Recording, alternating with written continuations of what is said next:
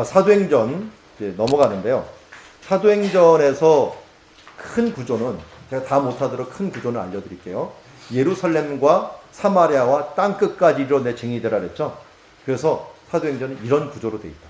맨 처음에 예루살렘과 온 유대, 그 다음에 사마리아, 땅끝으로 퍼져가는 그것을 기록한 것이 사도행전입니다. 그래서 맨 처음에 마가다락방부터 시작해서 빌립 집사님, 그리고 가이사랴에서 고넬료, 그리고 안디옥 교회, 로마 교회까지 이르는 그 과정들을 기록하고 있습니다. 자, 사도행전 맨 처음에는 예루살렘에서 일어난 일들을 주로 많이 기록하고 있어요. 스데반 순교까지는 예루살렘에서 일어난 일들인데요. 맨 처음에 가룟 유다의 죽음부터 시작해서 쭉 있는데 그걸 한번 그려보겠습니다. 이 시도를. 자, 사도행전 한번 펴면서 보시죠.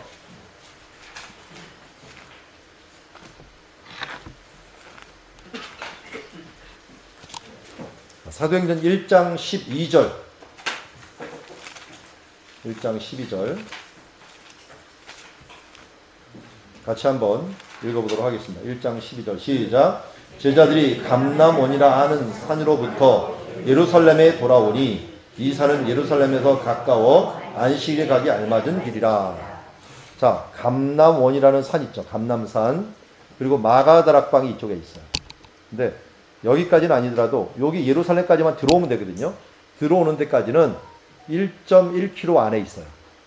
그래야지 안식일 안에는 2000규빗 이상을 넘으면 안 되는데 한 1.1km 정도 돼요. 거기 이상을 못 걷는데 여기 안에 되기 때문에 예수님께 여기서 승천하시고 제자들이 들어갈 수가 있었던 것이에요. 그래서 안식일에 들어가기에 딱 알맞은 길이다. 안식일은 물론 안식일일지 아닐지는 모르지만 이 안식일에 알맞은 길에 들어갈 수가 있었던 것입니다. 자, 그리고 그 다음 1장 12절 다음에 어디로 갔냐? 마가다락방에 갔겠죠. 1장 13절. 1장 13절. 앞부분만 읽을게요. 베드로 앞에까지. 시작. 그들이 유하는 다락방으로 올라가니. 우리 아까 보았던 큰 다락방 그 얘기가 나오는데 여기서도 1장 13절에 여기 큰 다락방에 가서 뭐예요? 기도를 하기 시작한 거죠. 기도를 합니다. 거기 14절에 보니까 나오죠. 오로지 기도에 힘쓰라. 오로지 기도에 힘썼어요. 자, 이렇게 기도하고 있을 때 무슨 일을 정리를 했냐면 1장 19절 보시죠. 1장 19절 같이 읽겠습니다. 시작. 이 일이 예루살렘에 사는 모든 사람에게 알려져 그들의 말로는 그 밭을 아겔다마라 하니 이는 피밭이라는 뜻이라. 여기 흰놈의 골짜기가 이렇게 흘러내려오고 기드론 골짜기 이렇게 흘러가고 만나는데 그 만나는 지점이 아겔다마예요. 아겔다마. 여기 1장 19절 가룟 유다의 죽음이죠. 가룟 유다가 이곳에서 죽게 됩니다. 아겔다마는 피밭이라는 뜻을 갖고 있고요. 자, 이어서 2장 1절 한번 읽어보겠습니다. 2장 1절 시작. 오순절 날이 이미 이름에 그들이 다 같이 한 곳에 모였더니 그 한 곳은 원래 모였던 마가의 다락방. 거기에 2장 1절 성령 강림. 오순절 날에 성령께서 임하시죠. 성령 강림. 자, 성령 강림하자마자 제자들이 성전으로 갔어요. 성전으로. 3장 1절 보시죠. 3장 1절. 갔다가 또 기회가 될 때마다 이제 성전에 갔는데 3장 1절 읽겠습니다. 시작. 제9시 기도 시간에 베드로와 요한이 성전에 올라갈세. 자, 여기서 우리가 말하는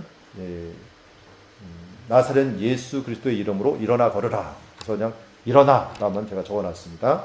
3장 1절. 여기서 잘하는 대로 우리 안짐뱅이를 일으킨 장소입니다. 성전에서. 자, 이어서 3장 11절 말씀. 3장 11절 말씀 읽겠습니다. 시작. 나은 사람이 베드로와 요한을 붙잡으니 모든 백성이 크게 놀라며 달려가 솔로몬의 행각이라 불리는 행각에 모이거늘. 자, 어디에 모였다고요? 네, 솔로몬의 행각이 여기 있어요.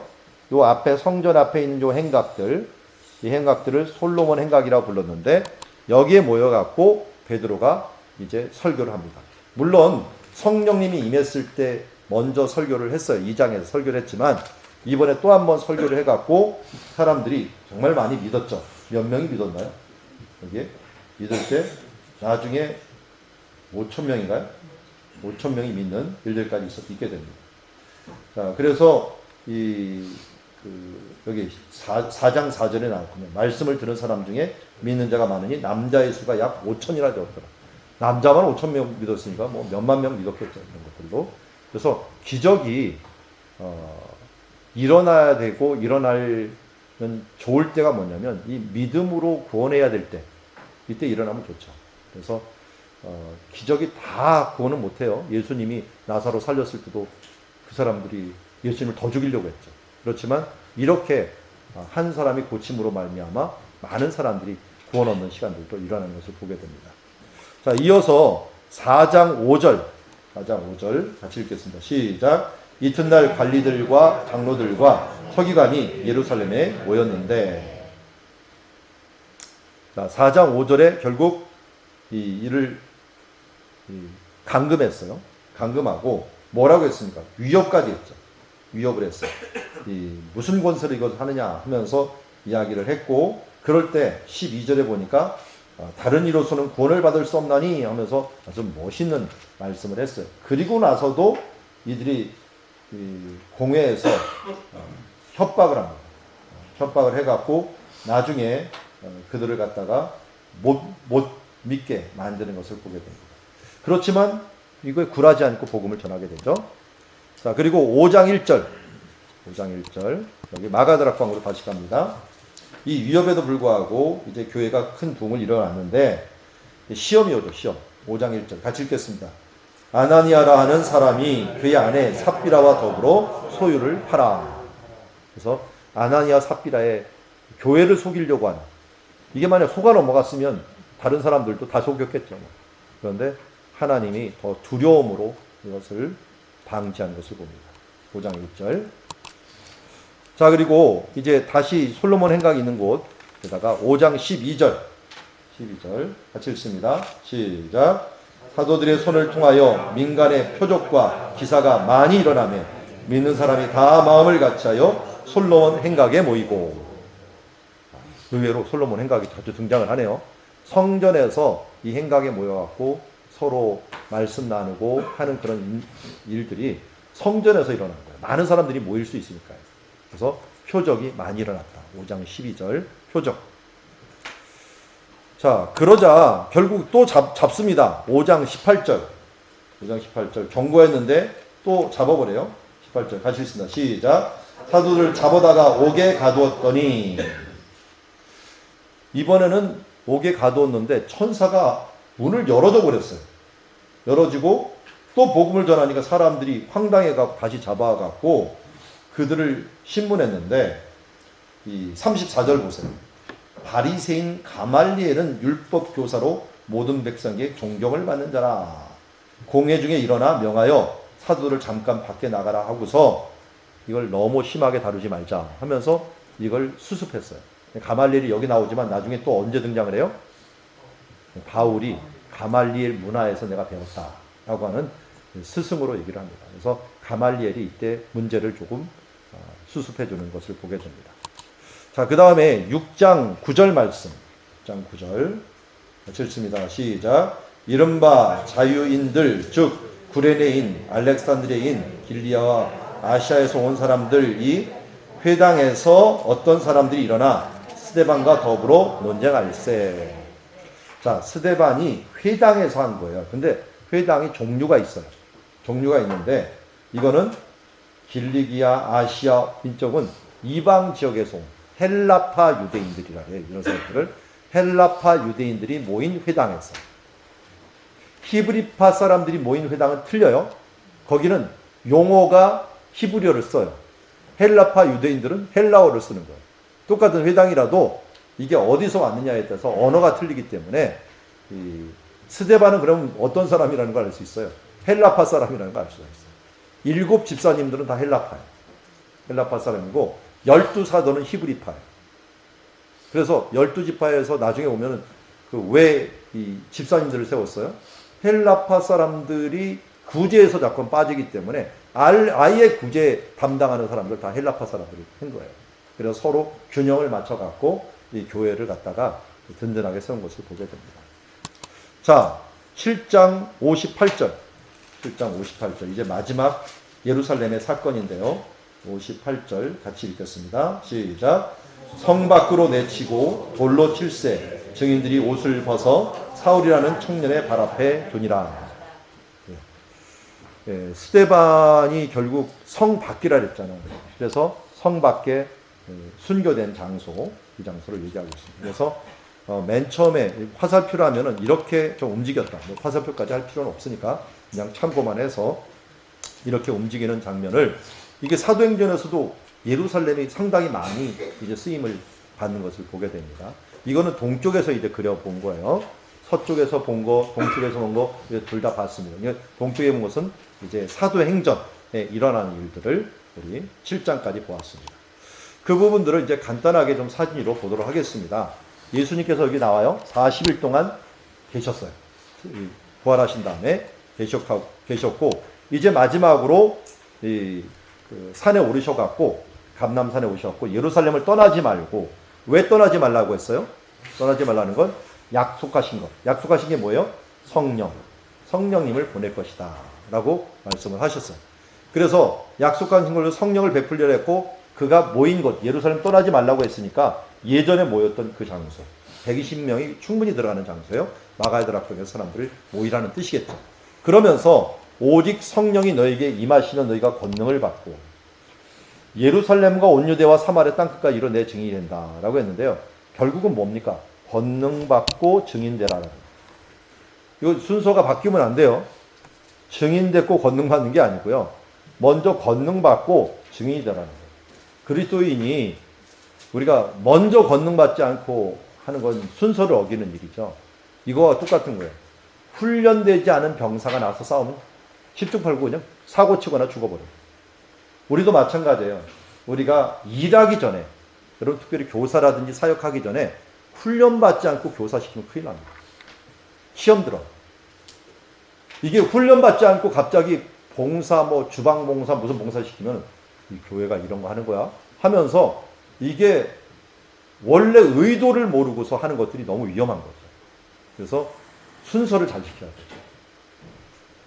권능은 어떻게 얻어요? 성령이 임하는 거예요. 그 성령은 두 가지 성령이 있어요. 성령은 한 분인데요. 두 단계의 성령이 있다는 거예요. 예수 믿을 때 오시는 성령이 있어요. 제가 지난번에 말씀드렸던 고린도서 12장 3절에 성령이 아니고는 예수를 주라 신할 수 없어요. 그런데 로마서에 보면 성령이 탄식한다는 표현을 써요. 왜 탄식해요? 성령 충만하지 못하니까. 그래서 성령 충만을 받으라 라고 얘기해요. 이 반대가 뭐예요? 반대가. 술 취하지 말라. 이는 방탕한 것이니 성령 충만을 받으라 라고 했잖아요. 술 취하는 거하고 성령 충만한 거하고 굉장히 비슷해요. 왜냐면 술이 맨 처음에는 내가 술을 마시고 조금 있으면 술이 술을 마시고 또 술이 나를 마셔버려요. 그런데 성령도 마찬가지예요. 맨 처음엔 성령님을 위하여 성령님 충만하겠다고 막 기도를 하는데 나중에는 성령님 나를 지배해요. 그게 에스겔서 환상이에요. 맨 처음에 발목에 오를 때 내 마음대로 해요. 그리고 이 허리 정도 찰 때까지는 그냥 같이 움직이는 것 같아요. 나중에 성령이 들어가면 어떻게 해요? 성령님이 나를 이끌어버려요. 그래야지 그 권능을 받고 성령이 이끄는 대로 가는 삶들을 살아가는 거예요. 성령 충만함 받는 길은 성경에서는 우리가 많은 얘기를 했지만 말씀과 기도 그리고 예배, 성찬이라고 얘기를 하는 게 우리 교단에서 성경을 정리할 때 그렇게 얘기합니다. 말씀과 기도와 예배를 통해서 성령 충만한 삶들을 살아가십니다 하는 것을 얘기하기 때문에 이걸 놓쳐버리면 권능을 받지도 못하니까 사탄을 이길 수도 없어갖고 증인도 될 수가 없는 거죠. 자, 잘 알아듣도록 하세요. 당연히 핸드폰은 못 알아들어요. 성령을 어떻게 충만하겠어요. 사람만 알아듣습니다. 자, 예루살렘에서 유대로 가고 그 다음에 사마리아로 퍼지고요. 그 다음에 땅끝은 어디겠어요? 여기 보면은 여기 예루살렘과 유대에 있는 곳은 유대인, 그리고 사마리아에 있는 사람 사마리아인. 그리고 여기 땅끝에 있는 사람들은 이방인. 이렇게 생각하면은 이렇게 차례대로 가까이서 좀 멀리에서 이렇게. 이 사마리아 사람들은 유대하고 같은 성경을 쓰긴 했어요. 쓰긴 했고 또 언어도 좀 통하고 가까운 혼혈이 되기 때문에 가까운 때부터 좀 더 먼 데까지 복음이 전해진다라는 걸 이야기하고 있고요. 자, 여기 감람원에서 이제 마가의 다락방으로 오게 됩니다. 한 1.1km까지 오는데 와서 예수님께서 꼭 이쪽으로 오라고 한 이유가 있겠죠. 그 이유는 조금 이따 이제 보도록 하겠고요.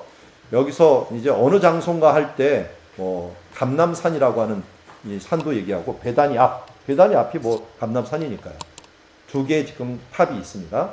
그리고 이제 다락방으로 올라가게 됩니다. 다락방 원래 있었던 다락방으로 올라가고 이 12제자 중에서 11제자가 있고요. 이들이 예수의 어머니와 그의 아우들과 함께 이제 같이 기도합니다.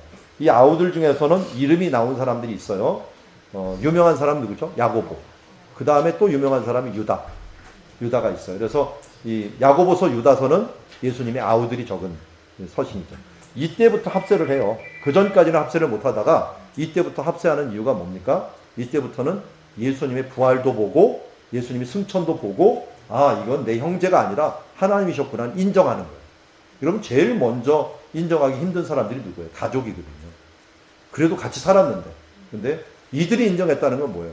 이거는 진짜구나 하는 걸 우리가 알 수가 있는 거예요. 그래서 인정했고 이들이 더불어 마음을 같이 오로지 기도에 힘씁니다.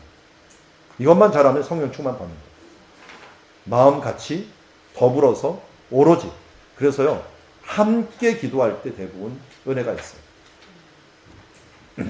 저희도 보면 방언 받을 때 혼자 받는 사람들이 가끔 있어요. 굉장히 위험한 거예요. 성령의 은사도 혼자 받을 때 굉장히 위험해요. 사탄의 영이 임할 수가 있어요. 그런데 같이 건강한 교회에서 함께 기도하면서 방언을 받거나 은사를 받으면 이거는 굉장히 무난합니다. 이럴 때 성령께서 각자의 은사를 주시기도 하니까요. 더불어 마음을 같이 오로지 기도에 힘씁니다.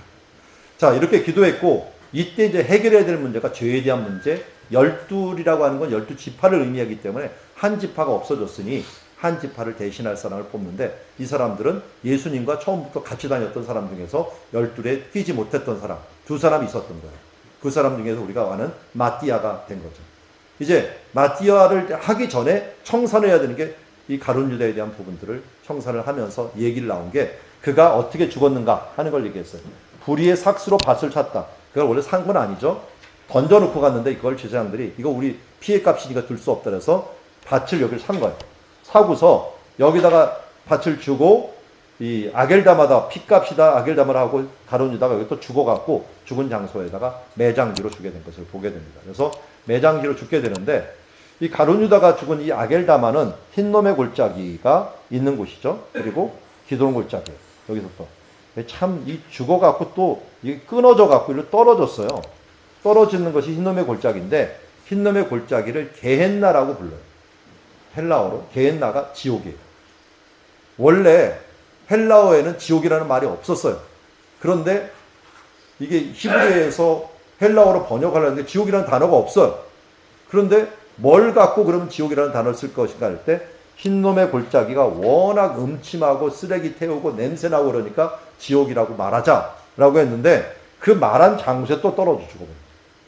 육신도 지옥 그리고 이 영혼도 지옥에 떨어져 버리는 결과를 가져오게 됩니다. 이게 결국은 시편의 기록의 완성이었다라고 하는 부분들을 보고 여기도 지금 수도원으로 사용하고 있는 것을 보게 됩니다. 자, 오순절 날이 이미 이름에 그들이 한 곳에 모였더니 그것이 이제 마가의 다락방이죠. 한 곳에 모였어요. 오순절이라는 말을 아까 말씀드렸어요. 성령 강림절이라고 말씀을 드렸는데 이 날이 사실은 무슨 날이냐면 모세가 율법 받은 날이에요. 모세가 두 돌판을 받은 날이 이 날이에요. 날짜를 계산하면 딱 나와요. 그래서 이 두 돌판 받은 날인데 이 두 돌판 대신에 성령님이 마음판에다가 이제 새겨주는 새 언약을 주시는 날로 사용을 하게 됩니다. 그래서 새 언약을 줄 때 하나님이 그 신의 산에서 임할 때하고 예수님이 탄생할 때하고 똑같이 일어나는 것 중에 하나가 소리하고 불이에요. 불. 불이 보인. 예수님도 천사들의 찬양 소리 그리고 영광의 빛 이게 같이 비쳤고 거기 신의 산에도 있었는데 성령님이 오실 때도 그랬어요. 똑같이 임했는데 잘 보면은 임하긴 임했는데 다른 거는 소리는 한꺼번에 왕창 들렸는데 여기 불의 혀같이 갈라지는 것들이 그들에게 보이는데 각 사람 위에 임하였어요. 각 사람 위에. 그래서 각 사람 위에 있잖아.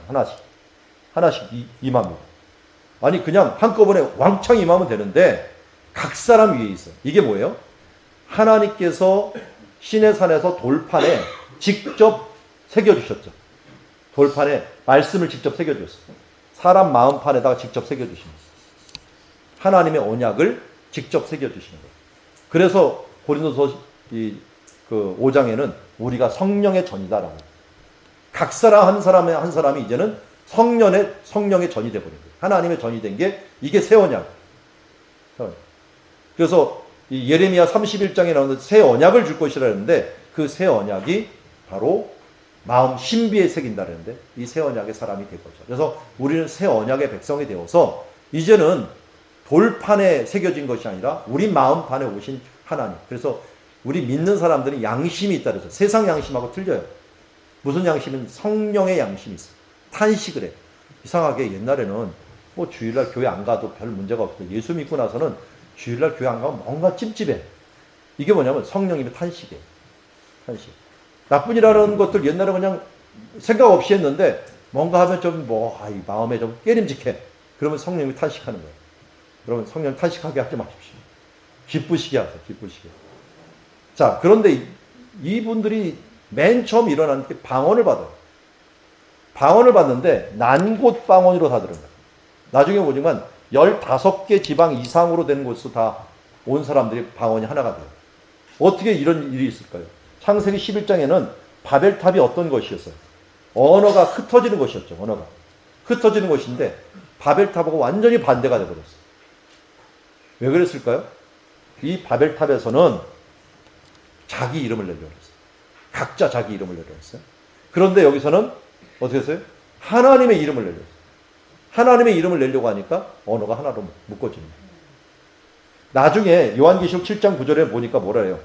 몬 족속과 각 나라와 족속과 백성과 방언 모든 방언들이 함께 나와서 흰옷을 입고 종려나무를 들고 보좌 앞과 어린 양에 서갖고 찬양을 합니다. 구원하심이 보좌에 앉으신 우리 하나님과 어린 양께 있도다 하면서 찬양을 할 때 각자 언어로 부르는데 모두 다 알아듣는 언어가 되고 하나님께 드려진다는 거예요. 그래서 우리 천국 가서는 언어 스트레스 없습니다. 하나님을 높이다 보면 다 하나 돼갖고 말을 해도 다 알아듣는 그런 나라가 우리 가운데 오겠다라고 하는 걸 약속을 해주셨습니다. 제가 이제 한번 언급을 한 적이 있는데요. 이게 됨으로 뭐가 된 거예요? 이제 골고다에 여기 그 성전에 있었던 성부 하나님이 주셨던 돌판, 성자 예수께서 죽으시고 부활하신 장소, 성령 하나님이 임하신 장소, 이 삼각형 트라이앵글이 삼위일체 하나님 사역이 완성된 것이 샬롬의 성, 평화의 성인 예루살렘입니다. 완성되었으니 이제 어떻게 해라? 들고 나가라. 증인되어 나가라는 거예요. 나가라는 게 예수님의 명령이에요. 자, 아까 말했던 2장에 보면은 그 모였던 사람들이 어느 민족이냐 하는 것들이 이게 나와 있어요. 그러니까 뭐 다 표시할 수 있지만 하여튼 동그라미 보세요. 얼마나 많은 사람들이 오순절에 모입니다. 그래서 잘 보면 헬라가 안 나와요. 헬라가 안 나와요. 여기 분명히 사도 바울 때도 고린도 사람들 왔다 그랬거든요. 이 사람들은 아마 전세선을 6월절에 보내는 것 같아요. 그때도 6월절에 보냈거든요. 전세선을. 그런데 오순절에 오는 사람들만 해도 15개가 넘는 사람들이 각 지역에서 다 와갖고 왔을 때 성령이 임해갖고 여기서 받은 복음들이 이제 사방으로 펼쳐지는 거예요. 이게 이제 하나님의 뜻이었죠. 유대인들이 이렇게 흩어져 있었던 이유 중에 하나는 바로 복음이 이렇게 퍼지는 거예요. 우리 대한민국 사람들이 퍼진 이유도 동일한 거예요. 하나님께서 먼저 우리가 열심을 주시고 믿은 다음에 이 복음을 만방에 퍼지는 징검다리 역할로 우리를 사용하신다 하는 것을 우리가 알 수가 있습니다. 교회가 제일 먼저 했던 일이 뭔가 하면은 사도의 가르침을 받는 일이에요. 그리고 교제하고 떡을 떼며 기도하며 나가는 일들이 먼저 했고요. 이런 것을 통하여 자연스럽게 전도가 됐겠죠. 구제를 통하여 전도가 되는 것을 보게 됩니다. 그래서 이때부터 이제 그 복음이 전파되고 표적이 많이 나타났죠. 3장 1절에 보면 성전에 올라갔을 때 베드로와 요한이 딱 못 걷게 된, 나면서 못 걷게 된 사람이에요. 이 사람은 아예. 성전에 가서 보고 구걸하여 날마다 미문에서 성전에 있는데, 미문이 요 성전 앞 동쪽에 문이 있었어요. 여기서 그 사람이 원하는 건 뭐였어요? 은과 금이었지만 내가 은과 금은 없거니와 내게 있는 것으로 내게 주노니 나사렛 예수 그리스도의 이름으로 일어나 걸으라 라고 나사렛 예수 이름을 처음으로 사용했던 거예요. 이때가. 그랬더니 바로 일어났고, 일어난 다음에 뭐였어요? 성전으로 들어가서 거기에서 예배드립니다. 여러분 왜 치유받죠? 왜 고침받죠? 왜 우리가 성공해야 되죠? 딱 하나요. 성전으로 들어가서 먹든지 마시든지 무엇을 하든지 하나님의 영광을 위하여 하라. 저는 이 나사렛 예수 이름 지난번에도 한번 말씀드렸지만 너무 우리가 안 사용해요. 나사렛 예수 이름 자주 사용하십시오. 우리가 어렵고 힘들 때 나사렛 예수 이름을 선포하면서 기도하면서 어둡고 너무 힘들 때마다 이것을 선포하면서 나아갈 때 우리에게 주신 최고의 이름이다. 이것처럼 똑같이 기도한 사람이 누구냐면 다윗이에요. 다윗 때는 나사렛 예수 이름 대신에 뭐 있었겠어요? 만군의 여호와. 너는 창과 검으로 나아오냐? 나는 만군의 여호와 이름으로 나갑니다. 그가 물맷돌 갖고 나간다고 안 했어요. 만군의 여호와 이름으로 나간다. 그거 같은 맥입니다. 같은 맥이에요. 만군의 여호와가 이제는 하늘과 땅에 있는 모든 권세를 내게 주셨으니 예수님께서 말씀하셨기 때문에 그 권세를 여호와의 이름이 뭐가 된 거예요? 나사렛 예수 이름이 된 거예요. 이제는 여호와의 이름으로 기도하는 게 아니에요. 만군의 여호와의 이름, 뭐 다윗 때 있었지만 이제는 나사렛 예수의 이름으로 기도하는 것이 바로 우리의 전통이 된 것을 보게 됩니다. 다시 이 일이 있은 다음에 솔로몬 행각이라는 곳에 모여갖고 같이 말씀을 전했고, 이것으로 5,000명이 전도되자 사람들이 또 막 시기하고 질투하고 잡아왔죠. 잡아왔어요. 저 이거 보면서 좀 대단하다고 생각해요. 아마 가야바의 집으로, 제사장 집으로 왔다면 무슨 일이에요? 마가다락방 얼마 전에 여기 있으면서 있었던 장소에 가깝고요. 그게 아니더라도 가야바의 집에서 얼마 전에 베드로가 뭐 했어요? 저주하고 맹세하여서 나 모른다 3번이나 부인했던 자리인데 지금 뭐 하고 있어요? 그 부인했던 자리에서 내가 뭐라고 했어요? 다른 이로서는 구원을 얻을 수 없나니 라고 얘기했고, 또 하나님 앞에서 너희 말을 듣는 것이 하나님 말씀 듣는 것보다 옳은가 판단하면서 담대하게 선포하는 것을 보게 돼요. 사람이 왜 이렇게 변했어요? 갑자기 왜 이렇게 변했어요? 이거 몇십일 차이예요. 몇십 차이 왜 이렇게 변했을까? 이게 성령님이 임한 것 문제죠. 사람이 변하는 것들은 베드로가 트라우마가 있었죠. 예수님 모른다고 부인했던 것. 여기 아마 여기 있는 요 사람들 지금 놀라고 있어요. 왜? 옛날에 분명히 내 앞에서 예수님 모른다고 부인했던 사람 맞는 것 같은데 이 사람인가 망가 이렇게 담대히 얘기할 수가 있나? 대제사장 집안 하인들이 보면서 놀라는 거예요. 놀라는 거예요. 저는 베드로를 볼 때마다 예수님이 참 잘 치료했다. 왜냐하면 요한복음 21장에서 베드로가 3번 부인했잖아요. 그래서 예수님 몇 번 물어봐요? 3번. 내가 나를 사랑하느냐? 그것도 언제 물어봐요? 새벽딱 올 때. 새벽딱 올 때 물어봐요. 3번 물어보고. 그러면서 그가 사랑으로 치료해 주신 거예요. 이거 없었다면요, 베드로가 담대히 치료했을 거예요. 우리는 예수 믿고 나서 맨 먼저 해야 되는 것들이 우리 가운데 매였던 모든 것들을 예수의 이름으로 풀어내야 될까요? 과거에 있었던 상처들, 내게 있던 트라우마들, 이런 부분들을 예수님 앞에 빨리 해결을 해 나가요. 그렇지 않으면 사탄이 이 부분들을 사용해 갖고 우리를 일하지 못하게 만들 때가 많이 있다는 거예요. 자, 이렇게 외적으로는 큰 부흥이 이럴 때요, 내적으로 문제가 일어날 때가 있어요. 교회는 내적, 외적이 있는데 우리 외과를 많이 가요? 내과를 많이 가요? 어렸을 때는 내과만 갔는데 커서는 외과만 가더라고요. 정형외과 많이 가더라고요. 외과, 내과 중요하지만요, 모두 건강한 게 중요해요. 교회는 외적인 것들을 잘 대응을 해야 되지만 내적인 부분들도 잘 대응해야 돼요. 내적인 게 아나니아 삽비라.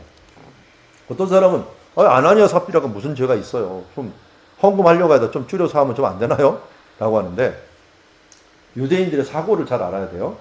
소유를 팔아 하면서 하나님께 드리기로 작정을 했어요. 유대인들은 뭐예요?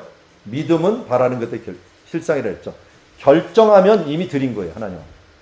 결정하면 드린 거예요. 그런데 결정하고 드렸는데 그 중에 일부를 자기가 감추어 버려요. 그럼 어떻게 되는 거예요? 드린 것에서 빼낸 거나 마찬가지예요. 이게 아간의 범죄하고 똑같은 거예요. 성을 건축할 때 하나님께서 이 성에, 여리고 성에 있는 건 하나님께 드려진 거다. 그러면 하나님 것이에요, 일단은. 근데 그걸 훔치면 뭐가 되는 거예요? 하나님 것을 훔치게 돼버리는 거예요. 아예 작정을 안 했으면 괜찮아요. 작정을 하고 팔아갖고, 이 일부를 하나님께 드려야지 했는데, 이 사람들은 바나바를 보고 이미 작정을 한 거예요. 소유를 다 팔아갖고 주겠다고 했는데, 웬걸요? 그 중에 빼냄으로 아간하고 똑같은 범죄를 한 거예요. 근데 이게 사울도 얘기했는데요. 사울도 마찬가지예요. 하나님이 저기 아말렉 사람을 하나님께 드려라. 드려진 것이다. 그런데 그들을 다 안 죽이고 어떻게 했어요? 일부를 살려갖고 왔어요. 그러면 하나님 걸 또 훔친 거. 그렇기 때문에 이게 아주 치명적인 죄고, 이걸 헤렘을 범한 죄라고 얘기해요. 하나님께 드려진 것들을 범한 죄라고. 결국은 사탄이 내 마음에 가득하여서 성령을 속이고 땅 얼마를 갖춘 것이다. 해갖고, 이게 잘 보면요. 아간이 처음으로 이스라엘이 들어올 때, 처음으로 왕국 시대가 시작될 때, 이제 왕조가 시작될 때, 아나니아는 처음으로 교회가 시작될 때. 다 처음이에요. 하나님이 처음에 굉장히 예민합니다. 특별히 부흥을 이루기 위해서는 처음 뿌리가 깨끗해야 되고 기초가 든든해야 되는데, 이때 사탄이 이걸 어떻게든지 해갖고 속이는 문화로 만들어버려가고 썩히려고 하고, 그때는 하나님 아주 강하게 역사해갖고 그 부분들을 막아버립니다. 차라리 중간에 어느 정도 시간에 가갖고 거짓말 시키는 이런 사람 죽이기까지는 안 하더라고요. 근데 이런 하나님이 막 시작할 때 이 부분들은 아주 엄하게 달아요. 아이들이 태어나갖고 맨 처음에 성장할 때 굉장히 중요하잖아요. 그때 뭐 예방주사도 맞고 그러는데, 이거 안 맞고 병균 들어오면 소아마비 걸리고 그야말로 이 평생 동안 아픈 거거든요. 교회의 건강을 위해서 하나님께서 처음부터 아주 강하게 다루신다 하는 부분들을 우리에게 보여주고 있습니다. 자, 표적과 기사, 이런 행각들이 많이 있어. 지금 요번에 가갖고 제가 예루살렘 찍은 거예요. 찍었는데, 이 솔로몬의 행각들처럼 지금도 행각이 많아요. 이런 곳에 모여갖고 하는 복음을 전했고요. 또 여기서 전하다가 또 옥에 갇혔어요. 옥에 갇혔는데, 천사가 왔고, 서서, 성전에 서서 이 생명의 말씀을 다 백성에게 말하라. 좀 야박하죠? 실컷 전하다가 잡혀왔는데, 이제 집에 돌아가라. 이거 하지 않고, 다시 가서 또 잡힐 거 아직. 또 잡힐 건데, 이렇게 가요. 그래서 어느 때에는 이렇게 한번 하고, 나중에 우리 또 천사가 와서는 베드로를 갖다가 이제 도망가라 그러죠. 어느 때 이렇게 얘기하냐면, 하나님 다 알아요. 이건 잡혀도 맞으면 끝난다. 그런데 축 먹어지는 헤롯이 있을 때는 잡히면 죽어요. 죽는다고 생각할 때 하나님 피해라고 해요. 알아서 하나님께서 그게 맞는 시험을 주시는 것을 보게 됩니다. 그래서 다시 잡혀갖고 뭐라 합니까? 또 얘기합니다. 사람보다 하나님을 순종하는 것이 옳으니라. 그래서 너무 강경하게 나오니까 사람들이 막 죽이려고 하는 가말렐이 이거 잘못 다루면 큰일 난다 하면서, 이게 잘못되었으면 알아서 없어질 것이고, 또 진짜 하나님의 것이면 우리가 하나님을 대적하는 게 된다 하면서 지혜롭게 이 부분들을 하게 되고, 그러면서 하나님의 복음이 더 커져갑니다. 근데 문제가 생겼죠. 6장 1절 보면은 사람들이 최소한 남자만 세례받은 사람이 8,000명이 됐어요. 예루살렘에. 그런데 이 사람들이 있는데, 예루살렘은 지금도 그래요. 지금도 그렇고, 사람들이 나이가 들고 죽을 때가 되면은 예루살렘에서 죽겠다고 하고 많이 와요. 그러면 누가 많을까요? 가난한 사람이 많아요.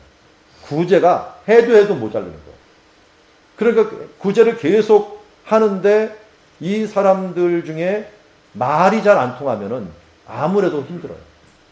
그래서 히브리파 사람 12제자는 히브리에서 자랐기 때문에 헬라어에 좀 약해요. 그런데 여기서 죽겠다 해서 헬라 지역에서 살던 과부들이 많이 와갖고 이 성전에서 있으면 죽겠다라고 하는 사람들에게는 이 히브리파 사람들이 얘기할 때 몇 마디 하고 끝나겠죠. 헬라어로 간단한 대화만 하고. 심도 깊은 대화를 못하니까 여기서 구제에 빠지는 일들이 발생하니까 안 되겠다 해갖고, 우리가 성령과 지혜가 충만한 사람, 이런 사람을 택하라 라고 했는데, 나중에 그 명단을 보니까 다 헬라식 이름을 가진 사람. 헬라시 이름을 받은 사람이고 스데반을 보고 빌립을 보아도 사는 곳이 다 헬라 쪽 사람들. 그렇게 함으로 헬라 쪽에 있는 사람은 존중하기 위해서 세웠고 그리고 이 사도는 뭐예요? 기도하는 일과 말씀 사역에 힘쓰리라. 우리가 목회자를 도와주는 일들은 바로 이런 거죠. 기도하고 말씀에 힘쓸 수 있도록 다른 부분들에 대해서는 최대한 경감을 해주는 것들이 중요하다라는 걸 알 수가 있습니다. 자, 이렇게 함으로 이제 내적인 부분들도 극복을 해요. 아나니아도 내적이고 이것도 내적인 부분이죠. 구제하는 것도. 내외적인 부분들이 동시다발적으로 일어나요. 이번엔 제일 큰 거였죠. 이게 7 집사님을 세워놨는데 스데반 집사님이 그게 어디 가서 복음을 전한 거예요? 회당 가서 전한 거예요. 회당 가서 전했는데 이 회당 가서 전하는 일들에 대해서 사람들이 이 누명을 쓰였는데 이곳을 헐고 또 모세 규례를 그러니까 성전 모독 이게 성경 모독 이걸 2개로 뒤집어 씌운 거예요. 예수님 때는 이게 안 통했어요. 지지자도 많고 여기서 혼동하지 말 것은요. 베드로와 요한은 여기에 해당이 안 돼요. 왜냐하면 이 사람들이 헬라파 회당이었어요. 헬라파 회당. 그러다 보니까 스데반이 여기에 몰려오는 거예요. 이 사람들은 성전이 중요하기 때문에 사방에서 몰려온 사람인데 성전을 모독했다니까 이 사람들에게는 성전이 더 애틋한데 이것에 대해서 이를 죽이려고 했던 것을 보게 됩니다. 스데반이 이 일에 대해서 죽을 때 설교를 아주 하니까 사람들이 스데반의 얼굴은 천사의 얼굴처럼 되는데 사람들은 악마의 얼굴처럼 되는 거죠. 지금 더 이상 말을 대결할 수가 없으니까. 그래서 그를 끌어다가 죽이는데 스데반이 죽을 때 일어나 보라 하늘이 열리고 인자가 하나님 우편에 서신 것을 보느라. 그리고 아주 멋있는 말이죠. 무릎을 꿇고 그에게 기도할 때 주여 이 죄를 그들에게 돌리지 마. 예수님이 십자가에 죽을 때 했던 기도죠. 이 기도가 여기 있었던 주동자에게 간 거예요. 주동자가 누구예요? 사울이라는 청년. 사울이라는 청년이 이 기도를 혜택을 받은 거죠. 결국 스데반의 최고의 제자는 누굴까요? 저는 바울이라고 봐요. 스데반이라는 뜻이 면류관이라는 뜻인데요. 천국은 다단계입니다. 아시나요? 다단계. 어디서 그걸 아냐면 엘리야에서 알아요. 엘리야가 사명을 3가지 받았어요. 사명을 받았는데 무슨 사명인지 아시죠? 이 왕 예후 세우고 그 다음에 하사엘 세우고 그 다음 엘리사 세우는 거예요.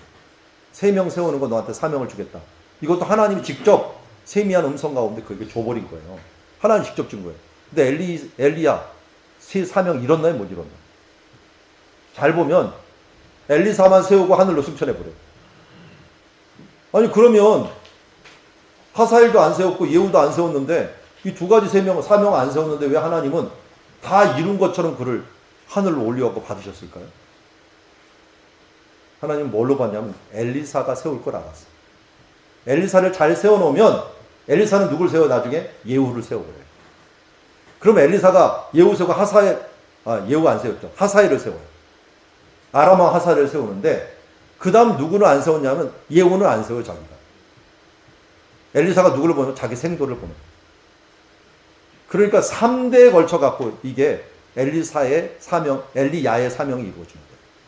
엘리야는 엘리사만 세우고 엘리사는 이 하사엘을 세우고 그 다음에 엘리사의 제자는 예후를 세우고 이렇게 하나님 나라에 이루는데도 하나님 그걸 다 이루었다라고 하는 거예요. 여러분 내가 이루려고 하지 마세요. 이룰 수 있는 사람을 세워주는 것도 이루는 거예요. 그래서 하늘나라의 상급은 다단계라는 거예요. 엘리야가 이미 엘리사를 할 것 받은 거나 마찬가지. 사명을 다 받은 거나. 그래서 스데반은 아마 제가 보기엔 천국의 상급이 제일 클 것 같아요. 왜요? 바울이 제일 많이 했어요, 일을. 제일 많이 했는데 그 혜택은 다단계인 이 스데반이 상급을 제일 많이 받을 것 같아요. 그래서 가장 지혜로운 사람은 가장 일을 잘할 수 있는 사람을 세우는 거다. 여러분 자녀 교육도 그런 거고요. 도저히 내 자녀는 안 될 것 같다면 한 명을 좀 양자로 삼아갖고 그 사람 집중 투자를 해갖고 좀 잘 세워버리면 그게 스데반처럼 상급받는 길이다.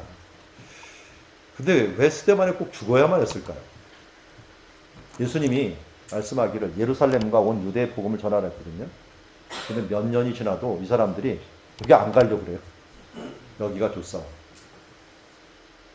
이때부터 스데반의 순교부터 이제 일이 일어나갖고 사람이 간다. 8장 1절 한번 보세요. 사울은 그가 죽임당함을 마땅히 여기더라.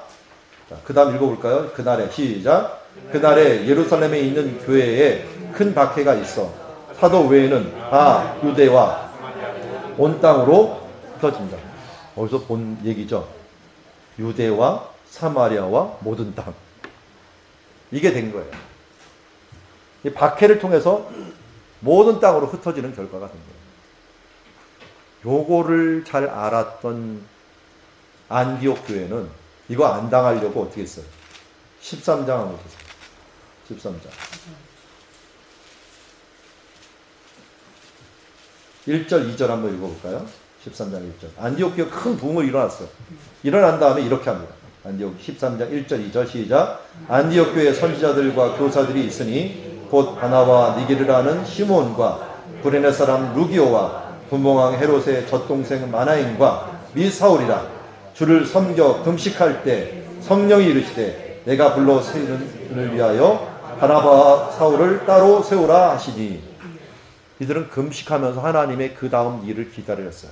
그리고 자원해 갖고 이제 선지자를 보내고 또 자원해 갖고 선교사를 보낸 걸 보게 됩니다. 어제도 말씀드렸지만 넥타이 메고 곱게 말할 때 선교하세요. 괜히 박해받고서 증인되지 마시고 기도하고 하나님 은혜 주셨을 때 흘려내는 삶들을 살아야 돼요. 제가 이 비유를 자주 하는데요. 하나님의 은혜는 정말 다 퍼줘야지 은혜가 샘솟어요. 제가 안양 비산동이 고향인데요. 제가 있었던 집에는 우물 하나가 있었어요. 우물 하나가 있었는데 어렸을 때 기억이 제가 별로 없는데 초등학교 들어가기 전에 한 5살 때 기억이 딱 하나 나는 게 있어요. 이게 뭐냐면 그 우물이 장마가 지고 나면 꾸정물이 이렇게 뿌연 물이 있어요. 그러면 사람들이 물을 다 길어내 갖고 새로 물을 하는데 그 마지막 단계에서는 저를 드레박에다가 깨고서 밑으로 내리면서 이 바가지를 하나 줘요. 뭘 주냐면 거기 너무 조그마니까 조그만 애들밖에 못 들어가요. 그리고 그 아래에 있는 흙 이런 돌들 이렇게 침전물 있죠. 이런 걸 긁어 갖고 거기다 올리는 일을 제가 했어요. 그런데 그 어린 나이에 참 신기한 거는 맨 마지막까지 긁으면 팍팍 소리가 나면서 이제 모래가 있고 마지막 거를 긁어내면 물이 퐁퐁퐁 솟아나는 게 보였어요. 언제 볼 수 있을까요? 마지막 것까지, 마지막 물까지 최대한 긁어갖고 올렸을 때 물이 샘솟는 걸 볼 수 있어요. 최고의 생수는 내 바닥 것까지 다 긁어내갖고 줬을 때 그때 하나님의 생수가 흘러나와요. 우리가 나눈다는 것, 고인물을 그냥 놔두고서 나누지 마시고 하나님이 원하신다면 내 모든 것을 드릴 수 있습니다 라고 하는 것까지 다 드릴 수 있을 때 하나님께서는 우리에게 샘솟는 것으로 최고의 것으로 주신다는 걸 잊지 마십시오. 그래서 오늘 이제 제가 다 못하지만 여기까지 한번 보지만 이제 복음이 이렇게 흩어져 나가는 이 과정들 보면서 우리도 이제 성령 충만하여서 이러한 예루살렘 교회 회복이었지만 예루살렘 교회 반면 교사처럼 스스로 좌절하지 말고 머물지 말고 이제 흘러가는 내 안에서 우리끼리 잘 믿지 말고 흘러가고 주변에 나눠주는 아름다운 교회로서 성장하는 파시겐트 한인교회가 되기를 주의 이름으로 축원합니다. 기도하겠습니다.